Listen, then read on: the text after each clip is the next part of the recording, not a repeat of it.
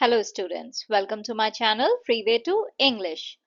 आज का जो वीडियो है उसमें हम करेंगे poem night of the scorpion.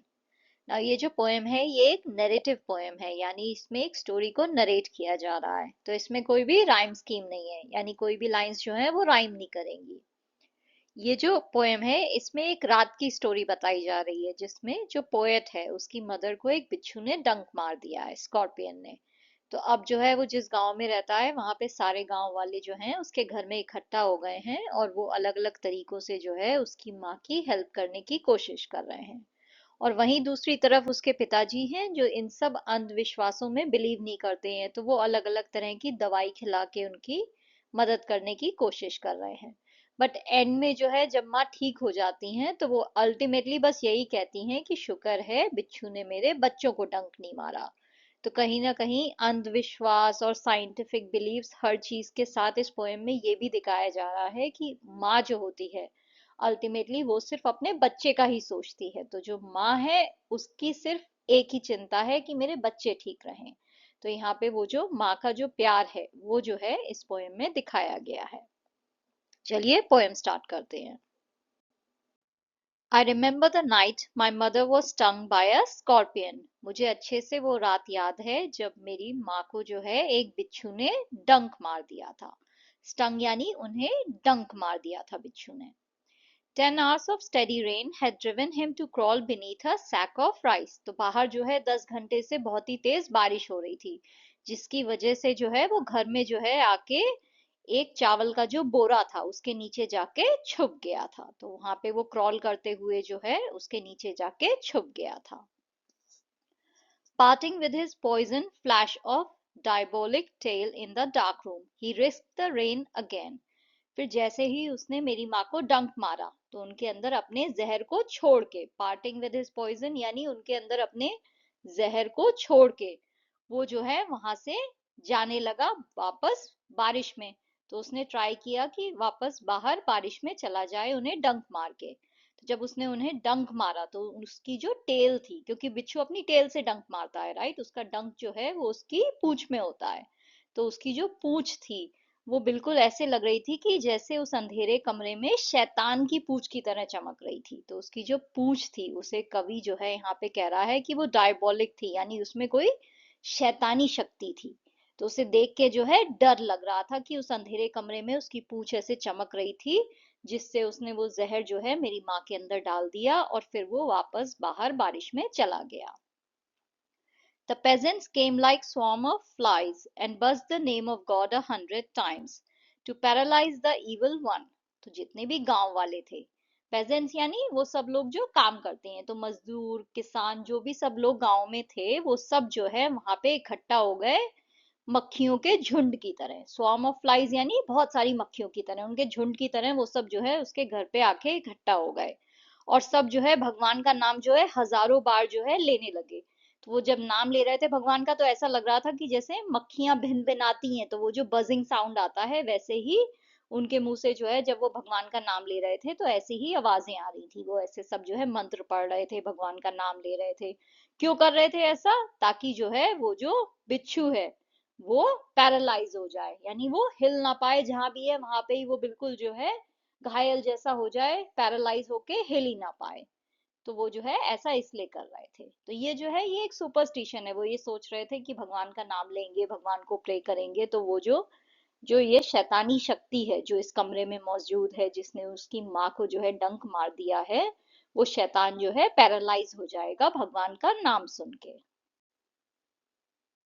With candles and with lanterns throwing giant scorpion shadows on the mud-baked walls, they searched for him.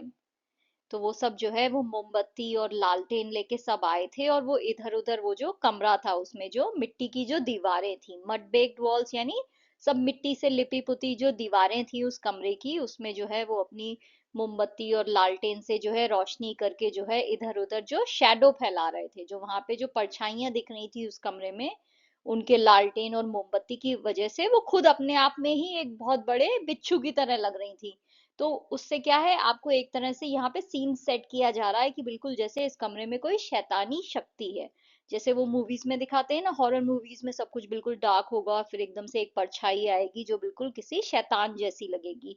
तो यहाँ पे वही इफेक्ट जो है कवि देना चाह रहा है। तो वो ये कह रहा है कि उनकी मोमबत्ती और लालटेन से जो शैडो बन रही थी, वो ऐसे लग रहा था कि अपने आप में ही एक बहुत बड़ा कोई बिच्छू है दीवार पे।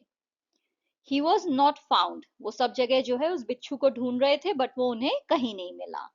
दे क्लिक देयर टंग्स, वो जो है अपनी आवाज, अपनी जीभ से जो है आवाज कर रहे थे, क्लिक के साउंड कर रहे थे, ताकि जो ऐसे ऐसे करें ना, तो जैसे वो बाहर आ जाए, तो उसे बुलाने के लिए, ताकि वो बाहर आ जाए जहां भी छुपा है, वो ऐसी आवाजें कर रहे थे। With every movement that the scorpion made, his poison moved in mother's blood, they said. और वो क्या मानते थे, उनका ये सुपरस्टिशन था कि वो बिच्छू जैसे जैसे चलेगा, वैसे वैसे उसकी माँ के बॉडी में जो है वो जो पॉइजन है, जो जहर है, वो फैलता जाएगा।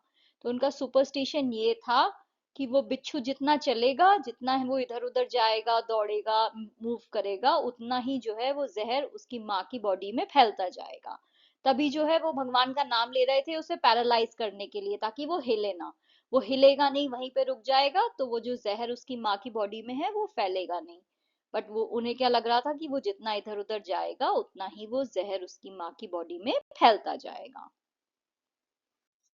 May he sit still, they said. May the sins of your previous birth be burnt away tonight, they said. फिर वो जो गांव वाले हैं वो और अंधविश्वास की बातें करते हैं। वो कहते हैं कि भगवान करे कि वो जहां भी है बिच्छू बस बैठा रहे, क्योंकि वो चलेगा तो तुम्हारी माँ की जो बॉडी है उसमें वो जहर फैलेगा। तो भगवान करे कि वो जहाँ पे है बस वहां पे रुका रहे। भगवान करे कि तुमने पिछले जन्म में जो भी पाप किए हैं वो सब आज की रात जो है सब जल जाएं, तो सब आज ही खत्म हो जाए। भगवान तुमने जो भी पाप पिछले जन्म में करे हैं, भगवान करे वो सब आज की रात में, ये जो तुम्हें कष्ट मिला है इससे बस यहीं पे खत्म हो जाए और आगे कुछ ना हो। May your suffering decrease the misfortunes of your next birth, they said. फिर वो कहते हैं कि भगवान करे कि तुम्हें आज जो कष्ट हो रहा है उसकी वजह से तुम्हारा जो अगला जन्म है वो अच्छा हो जाए, उसमें तुम्हें इतना कष्ट ना हो, क्योंकि इस जन्म में इतना कष्ट हो गया है ऑलरेडी।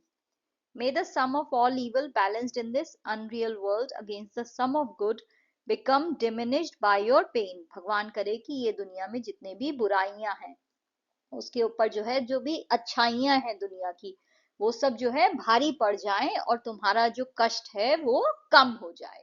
तो तुमने जितनी भी बुराइयां की हैं, जितने भी पाप किए हैं, उनके ऊपर तुमने जो अच्छाइयां की हैं, जो अच्छे कर्म किए हैं, वो भारी पड़ जाएं और तुम्हारा ये जो कष्ट है ये कम हो जाए। May the poison purify your flesh of desire and your spirit of ambition. भगवान करे कि ये जो जहर है, जो तुम्हारी बॉडी में ये जो जहर फैल गया है, इससे ये जो तुम्हारी बॉडी है, इसमें ये जो इच्छाएं हैं, ये जो तुम एम्बिशन रखते हो कि ये कर लें वो कर लें, ये जो तुम्हारी इम्प्योर सी बॉडी है, यानी अपवित्र सी जो बॉडी है जिसमें इतनी सारी इच्छाएं हैं, जो माया मोह तुमने पाल रखा है, भगवान करे ये जहर जो है उस सबको जो है खत्म कर दे और तुम्हारी बॉडी को जो है प्योर कर दे। अब तुम जो हो बिल्कुल पवित्र हो जाओ। They said, and they sat around on the floor with my mother in the center and the peace of understanding on each face. उन्होंने ये सब कहा और वो सब जो है मेरी माँ के आजू बाजू जो है, माँ मेरी सेंटर में थी और सब उनके आजू बाजू गोला घेर बना के जो है, गोल घेर बना के जो है बैठ गए। और हर जो गांव वाला था उसके चेहरे पे ये अंडरस्टैंडिंग दिखाई दे रही थी, ये समझ दिखाई दे रही थी कि हमें तुम्हारा दर्द समझ रहा है। सबका चेहरा जो है शांत था, बहुत ही शांत से चेहरे से सब लोग गांव वाले वहां बैठ गए और सबके चेहरे को देख के ऐसा लग रहा था कि हाँ, हमें तुम्हारा दर्द, तुम्हारा कष्ट हमें समझ में आ रहा है। More candles, more lanterns, more neighbors, more insects and the endless rain.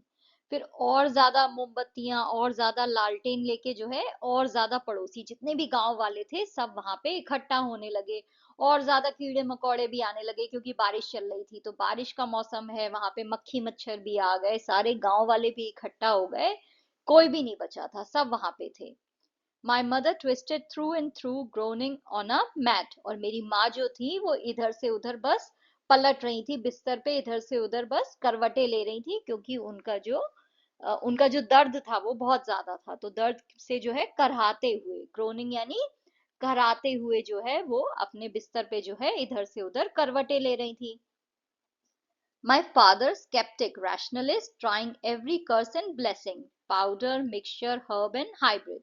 और मेरे जो पिताजी थे वो जो है वो स्केप्टिक थे, यानी वो इन सब अंधविश्वासों में बिलीव नहीं करते थे। वो जो है हर चीज को जो है साइंस की नजर से, रैशनल नजरिए से देखते थे, हर चीज पे क्वेश्चन करते थे कि ये जो तुम कह रहे हो इसके पीछे कारण क्या है। तो वो जो है वो उस बिलीफ के इंसान थे, बहुत ही रैशनलिस्ट थे, यानी जो है वो तर्क के ऊपर चलते थे। ऐसे कोई भी कुछ बोलेगा तो उस चीज पे वो भरोसा नहीं करते थे। तो वो ये सब चीजें जो है देख रहे थे कि लोग क्या क्या दुआएं दे रहे हैं, क्या क्या जो है गलत गलत कह रहे हैं कि ये तुम्हारे ही पाप हैं, ये सब उन्होंने देखा। बट वो जो है अपनी तरफ से सब कुछ जो है साइंटिफिक तरीके से ट्राई कर रहे थे। जो भी दवाई वो दे सकते थे, जो भी मिक्सचर दे सकते थे, जो भी पेड़ पौधों का मिक्सचर या फिर इन सबको मिला के जो है जो भी औषधि वो दे सकते थे, सब उन्होंने मेरी माँ को दी। He even poured a little paraffin upon the bitten toe and put a match to it. उन्होंने जो है थोड़ा सा पैराफिन यानी थोड़ा सा जो पेट्रोल था वो भी मेरी माँ के पैर पे डाल दिया जहाँ पे बिच्छू ने डंक मारा था।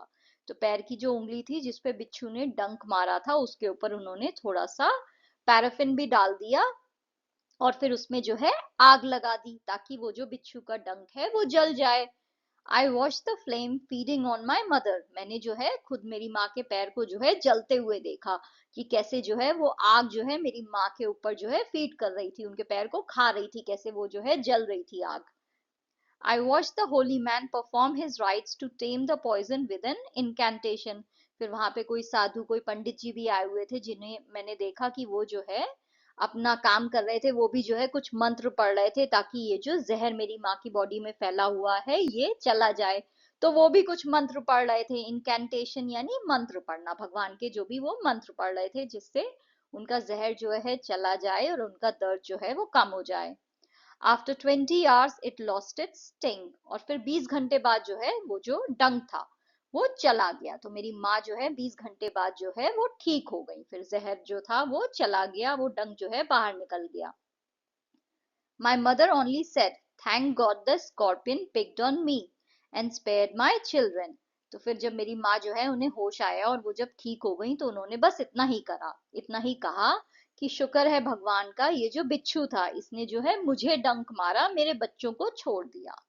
तो इतना सब कुछ हुआ, सारे गांव वाले आए, सब इकट्ठा हुए, सबने जो है आपके पाप पुण्य सबका खाता वहां पे रख दिया, सबने जो है 1000 सुपरस्टिशन किए, पिताजी ने इतने सारे इलाज किए, पंडित जी आए उन्होंने मंत्र पढ़े, सब कुछ हुआ। बट माँ को क्या था, एंड में उन्होंने बस इतना ही कहा कि भगवान का शुक्र है ये बिच्छू ने जो है मुझे काटा, मेरे बच्चों को नहीं। तो उन्हें तो सिर्फ अपने बच्चों का ही दिखाई दे रहा था।